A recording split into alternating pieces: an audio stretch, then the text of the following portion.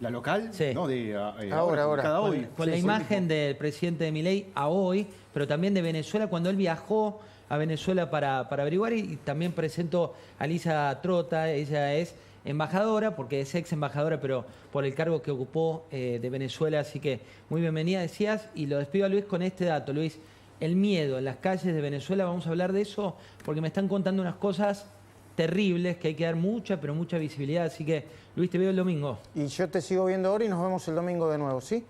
Totalmente. Elisa, nos contabas tema de los chicos, los secuestros, el país que no miramos, ¿cuál es? Bueno, el país que no se ve es el país del hambre, es el país de la miseria, del 80% de la gente bajo el índice de la pobreza, pero sobre todo de un pueblo decidido a cambiar y justamente de un 70% que quiso manifestarlo así el pasado Yo te diría, domingo. eso ya lo vemos, porque la verdad, globalmente lo que está pasando es tal el escándalo que se está produciendo, pero me decías que en estas últimas horas, que es...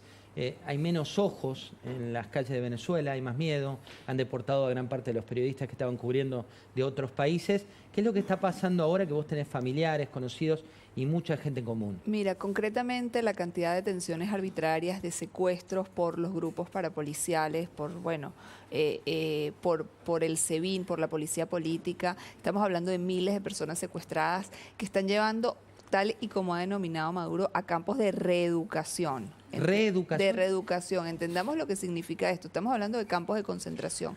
Hoy ya hay detenidos o secuestrados más de 79 menores de edad. Esto denunciado por Foro Penal, que es una organización de derechos humanos que se dedica justamente a defender a los presos políticos. 79 menores de edad. Las imágenes de las madres desesperadas buscando a sus hijos, lo decía en otra entrevista, a mí lo que me hace recordar es a lo que hemos escuchado, lo que se vivió aquí de las madres y de las abuelas buscando a sus hijos.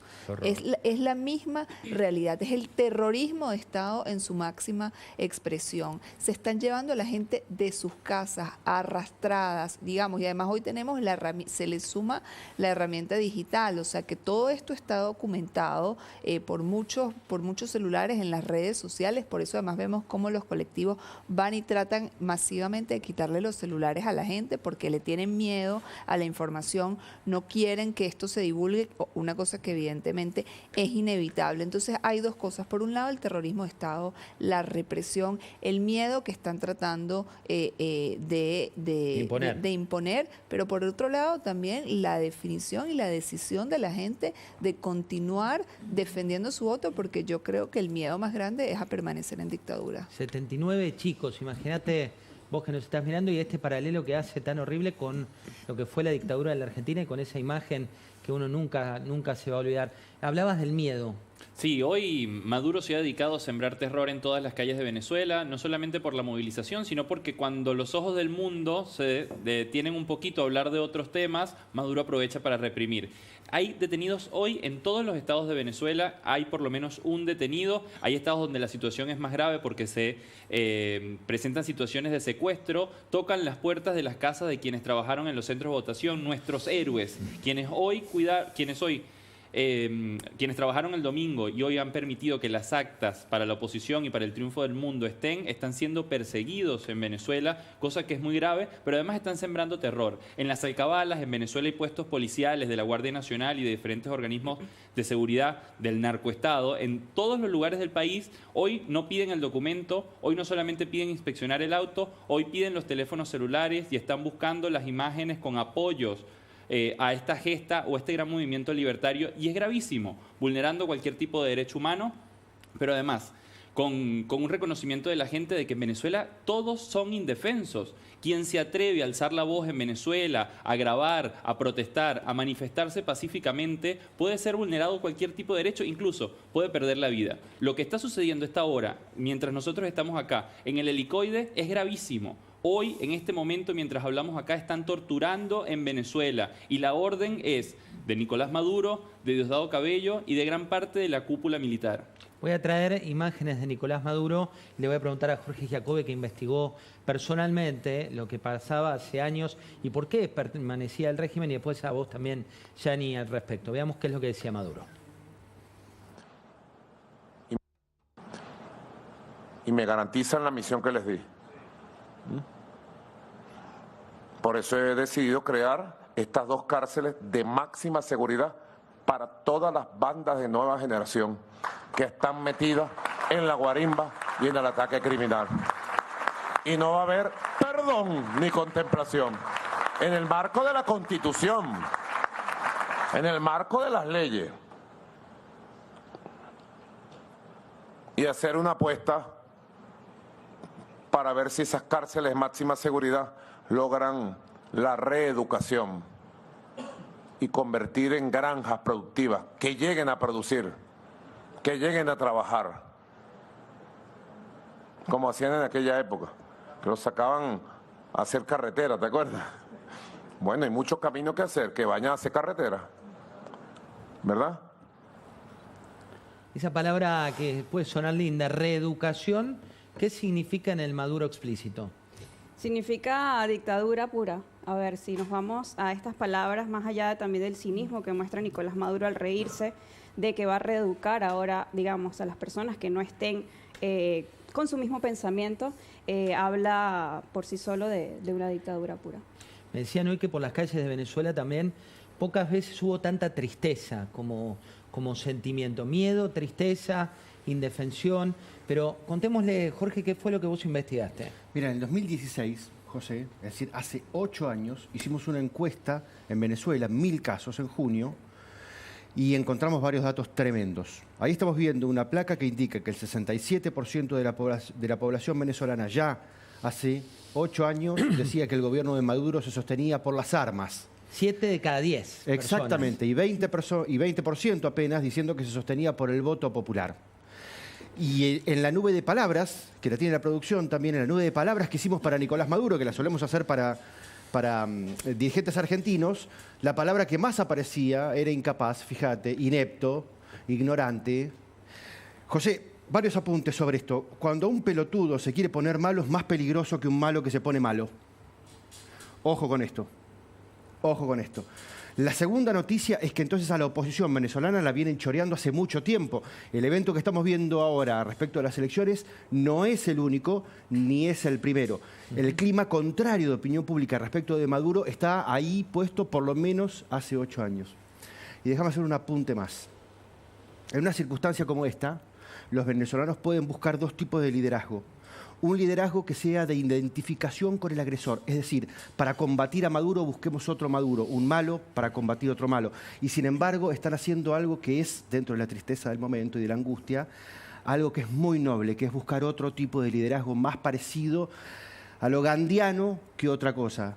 Las personas que quieran buscar sobre esto, lean la carta que en el año 1936 el Mahatma Gandhi le escribe a Hitler y cómo lo trata. Esto es lo que está tratando de hacer María Corina Machado, que no está llamando a la gente a incendiar todo y a convertirse en lo mismo que quieren combatir, que está buscando hacerlo desde otro lugar, y esto es tremendamente valorable. Quiero compartir con ustedes lo que dijo Edmundo González en un comunicado muy, pero muy reciente. Dice: venezolanos, en defensa de la voluntad popular expresada de manera contundente el pasado 28 de julio y para evitar que esa voluntad sea desconocida, decidí no comparecer a la convocatoria efectuada ayer por el Tribunal Supremo de Justicia. Existen razones jurídicas concluyentes respecto a la necesidad de salvaguardar las competencias constitucionales y que ese órgano cumpla la obligación constitucional. Recordemos que ese colegio está presidido por un militante de Maduro, ¿no? Sí. No es un colegio nacional electoral independiente. No se trata, digo, hay que poner en referencia también de qué estamos hablando. Dice: es deber del Colegio Nacional Electoral garantizar la transparencia y confiabilidad. Busquemos soluciones, no agravar los problemas. Estamos dispuestos a buscar espacios de diálogo. ¿Qué significa esto? Mira, yo creo, en resumen, José, es entender, y también para esto hace falta entender qué está pasando en la comunidad internacional, a que necesitamos una negociación, digamos. En una democracia con los votos basta, en una dictadura no. Creo que está mostrando, como bien decían, un gran liderazgo tanto María Corina Machado como el presidente electo Edmundo González Urrutia en entender que estamos abiertos a una negociación y yo creo que un poco eso es lo que también está entendiendo la comunidad internacional. Cuando estamos viendo la cantidad de países que se van sumando de verdad por hora prácticamente, que están reconociendo expresamente a Edmundo González Urrutia como el presidente electo, donde la cantidad de países ya desde el primer día puso en duda los números de Maduro y pide transparencia, hay que entender que, bueno, lo que estamos apuntando es a que la presión interna y la presión internacional se sigan conjugando de una manera prácticamente tan perfecta, más allá del dolor y del terror, de lo terrorífico que está sucediendo en Venezuela, para que a ellos no les quede otra opción que aceptar los verdaderos resultados y, por supuesto, aceptar su salida. Creo que tenemos para ver lo que dijo Diosdado Cabello, en un contexto en el cual van las palabras, las frases, toman una connotación muy compleja. Y Mati Moreno, ¿cómo se vive esto desde el gobierno local, digo? Bueno, me parece que hoy vimos cómo una situación tan delicada atraviesa al gobierno de Milei con esta marcha atrás en el reconocimiento del triunfo de Edmundo González, una desinteligencia o, si querés, esa suerte de supuesto doble comando entre Karina Milei y Diana Mondino, que había salido temprano a reconocer el triunfo. Después Milei retuiteó este mensaje de la canciller y al rato vimos en un comunicado oficial de la Cancillería que trataban de ser más cautos por una cuestión de que sigue la preocupación obviamente por los argentinos que están refugiados en la embajada. Y también te diría que toca mucho a la oposición, José. Vemos a Mauricio Macri, que se puso prácticamente también al frente del asunto antes de hacer esta reaparición pública vinculada más a su partido. Ayer presionando muy fuertemente a Lula o criticando a Lula por no haber tenido una posición más enfática para poner en duda el resultado del supuesto triunfo de Maduro. Y también en el kirchnerismo bastante incomodidad, ¿no? Con Massa ahora desmarcándose, o el Frente Renovar con ese comunicado, también pidiendo transparencia en las actas, y veremos mañana a Cristina Kirchner si dice algo sobre este asunto. Bueno, hay que poner un poco de referencia a lo que está contando Matías, que les dio un resumen de lo que está pasando localmente. Por un lado, este culebrón que tuvimos a la mañana con un tuit de la canciller, usted que ha sido embajadora, digo, lo hizo de un lugar más informal, en este caso Diana Mondino, pero es la canciller de la República Argentina, toma un carácter institucional. Eso lo retuitea el presidente de la Nación y toma un carácter institucional aún mayor, al punto que Edmundo González, el presidente electo en la última elección de Venezuela, agradece a la Argentina lo que ocurrió. Después, Cancillería, las áreas más técnicas, le dicen: cuidado que todavía no está resuelto la parte institucional de los exiliados. Tenemos que tener mucho cuidado con esto. Algo similar había aparecido cuando el presidente de la Nación ataca públicamente a Lula por su ideología, pero después agradece a la embajada, a las autoridades de Brasil por el auxilio que le habían dado, sobre todo a los exiliados locales. Pero esto en un contexto en el cual Diosdado Cabello, les voy a preguntar a ustedes que nos recuerden un poco a cada uno de los que hablamos, Diosdado Cabello decía esto, miren. Estoy súper feliz que los piojosos se van de la Embajada de Argentina, pero pendiente, Javier Milei ha pedido ayuda militar al gobierno de los Estados Unidos para un plan de extracción si algo le pasa a su gente. Deben asegurar muy bien esta operación, porque pueden intentar un falso positivo para tener una excusa diplomática de intervención. No obstante, hay que aclarar, la postura de Argentina es muy clara respecto del rechazo a lo que se supone desde el gobierno argentino una dictadura ahora en Venezuela, esto dicho por autoridades no oficialmente, pero lo dicen en privado todas las autoridades del gobierno nacional, y un rechazo absoluto a lo que es una eventual presidencia de Nicolás Maduro. ¿Quién es Diosdado Cabello? Diosdado Cabello es un golpista. Así lo conoció el país en 1992 y desde entonces no solamente ha sido un golpista, sino que ha sido el segundo del chavismo. Y ser el segundo del chavismo hoy para el mundo está claro que es ser el segundo represor del pueblo venezolano, que es ser el segundo en toda esta maldad que se ha instalado en el chavismo, pero además él es el primero en algo. Es el primero en el sadismo de mostrar completamente cómo se burlan, se ríen, atropellan los derechos de los venezolanos, y se ha vuelto en esto. Él tiene una especie de late night show del terror donde casi todos los que hemos estado en algún momento expuestos hemos pasado por ahí, se burla de las personas que son opositoras, amenaza constantemente y además, como lo estaba leyendo ahí, miente. Yani, ¿qué cambió ahora respecto de otras elecciones? ¿Qué cambia ahora en Venezuela realmente? Yo creo que cambió la convicción de primero de los 8 millones de venezolanos que estamos fuera del país. Yo creo que eso ha sido de gran ayuda más allá de que nos hemos ido. Siento que dimos al mundo una visión de lo que es la realidad de Venezuela y eso se proyecta también en los venezolanos que están dentro del país. Así que para mí estas elecciones y este contexto político, la gran diferencia es esa. ¿Qué se hace con la tristeza? Digo, cuando el dominio o la sensación dominante, y lo veíamos, son tantas las cantidades de imágenes que se comparten desde Venezuela, de ciudadanos llorando en las calles, de gente contando esta imagen que vos describías recién, que te saquen a un menor de tu casa, que te lo roben por pensar distinto. Digo, hay que decirlo una y otra vez porque por ahí nos olvidamos de lo que está pasando. ¿Qué pasa con ese clima de calma, por suerte, gracias a Dios, pero de tristeza? Bueno, la tristeza hay que canalizarla y tienen que haber líderes que se ocupen de ello. Y lo digo a propósito de un sentimiento que lo viven los venezolanos diariamente, producto de esas persecuciones de las cuales estamos hablando en este momento y de un discurso tan agresivo como el que está siendo Diosdado y todas las huestes que lo acompañan. La tristeza es producto de ver familiares presos, como hemos estado muchos en diferentes lugares, que son sitios donde no solamente abusan del que está preso, como ocurrió con muchos de nosotros, sino de la familia venezolana. ¿Abusan en sentido literal? Abusan porque te atropellan, te torturan, te humillan y por supuesto eso se convierte en una tristeza porque sin duda alguna, estando en 4 paredes, no puedes seguir una lucha que venías haciendo en la calle. Este es un modelo político que está agotado. Así se demostró el pasado 28 de julio, donde, como lo decía la colega periodista, cambió rotundamente el pensamiento del venezolano. Y como lo decía Miguel hace unos minutos, y lo decía también Elisa, la organización que tenemos hoy es una organización completamente distinta. Estamos viviendo un día a la vez.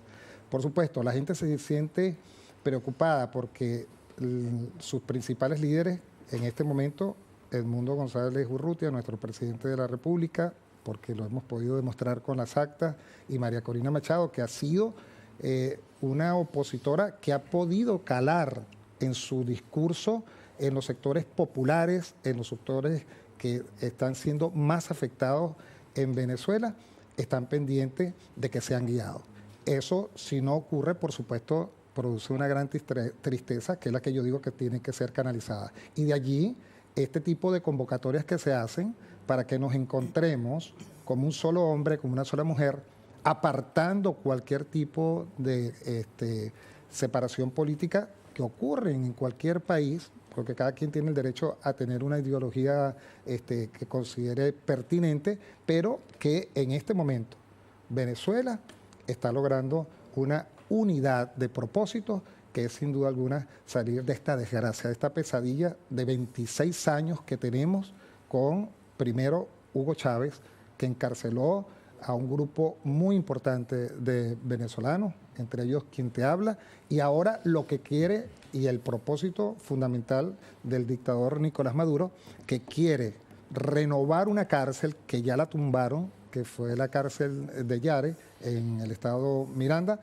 y amenazando a los que puedan hablar, amenazando incluso a una persona que porque escriba algo en una de las redes sociales que no le guste al régimen, bueno, simple y llanamente le aplican todo este tipo de sanciones que por ende son inconstitucionales y que ningún ciudadano debe permitir.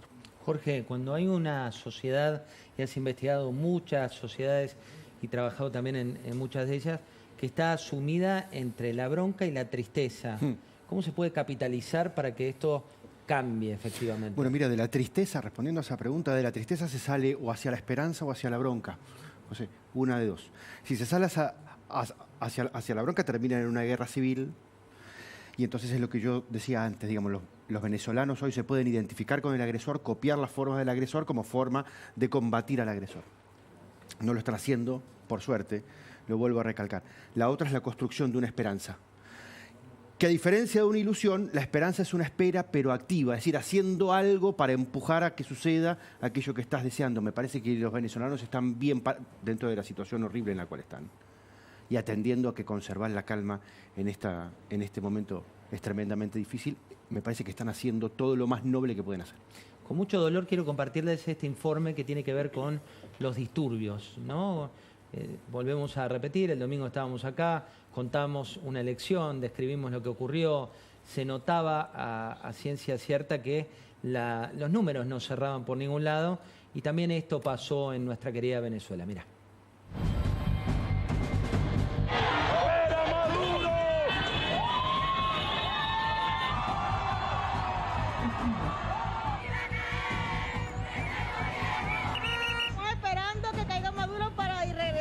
Quiero mi país libre, quiero libertad. Tendencia contundente. Nicolás Maduro Moro, presidente electo.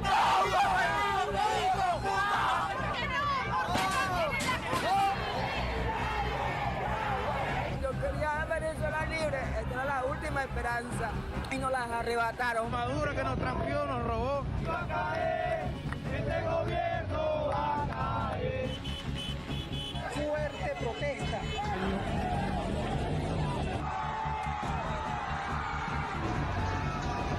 La guardia empezó a lanzar bombas lacrimógenas, empezaron a agredir.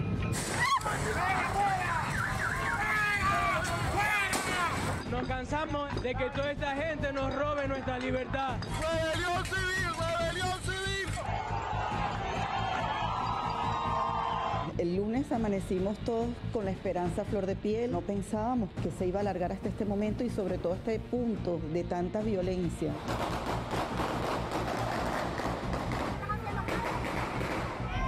Se llevaban a Freddy Superlano, coordinador político de uno de los partidos de la oposición. El corazón de venezolano está dividido entre la esperanza y el luto.